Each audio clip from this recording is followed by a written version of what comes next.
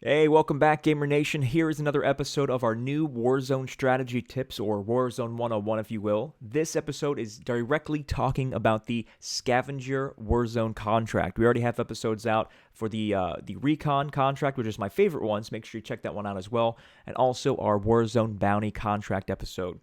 So if you don't really care about contracts, if you just like to jump off that plane, start shooting people, and see if you survive to the end, you may want to watch all of these episodes to see how they can benefit you and help you get to that elusive Warzone victory. That being said, let's get into the Scavenger Contract on Recon or on Warzone. Been a long day. All right, so you know that the scavenger contracts, they look like a little magnifying glass on your map. So you look on your map, you see all these little flags. One of them has a magnifying glass on it. If you walk up to it, every single contract is a little tablet that makes noise. So the closer you get to it, the closer you hear that contract sound, which means you're getting close to picking it up. Now with the scavenger one, the same as all of them, they give all of the people on your squad, on your team, amount of money, and they also bring loot as well. With the scavenger one, how it works is you pick up the scavenger contract, and then you have a series of 3 different crates that you have to pick up.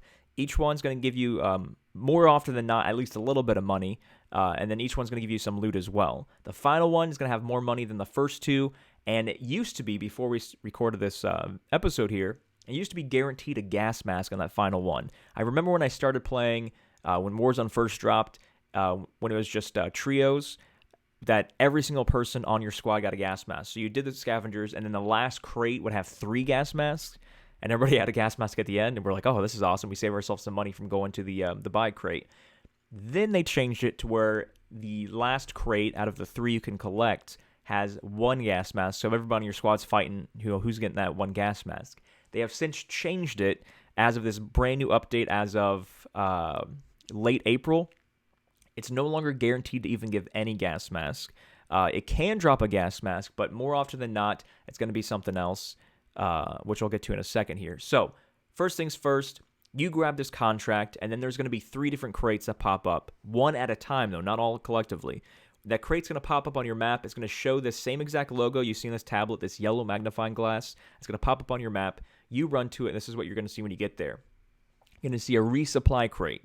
You walk up to it. It's going to have a similar noise to the other cash crates. You just need to open it up. It's going to drop some loot, pick up the loot, and as soon as you open it up, it's going to pop up on the next screen. Here is the next crate. Now remember, all contracts are timed. So when you pick up the first one, as you see here in the middle left of the screen, it has 4:34. That's how much time is left to open up all 3 crates.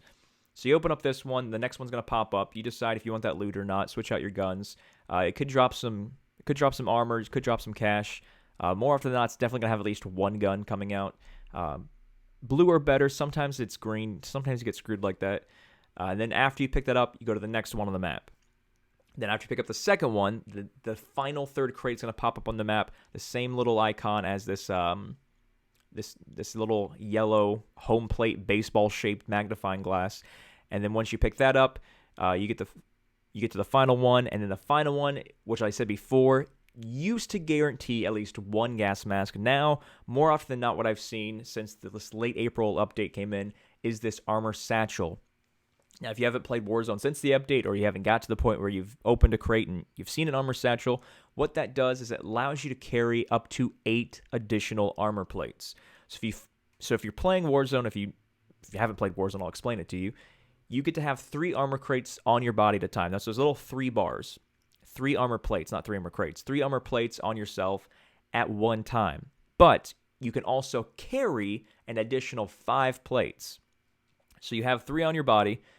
You can carry up to 5, but when you grab this armor satchel, it lets you carry up to 8. So it's pretty much giving you an extra 3 plates you get to carry, which doesn't sound like it's that exciting to give it the legendary orange tag here, as it's shown in the picture.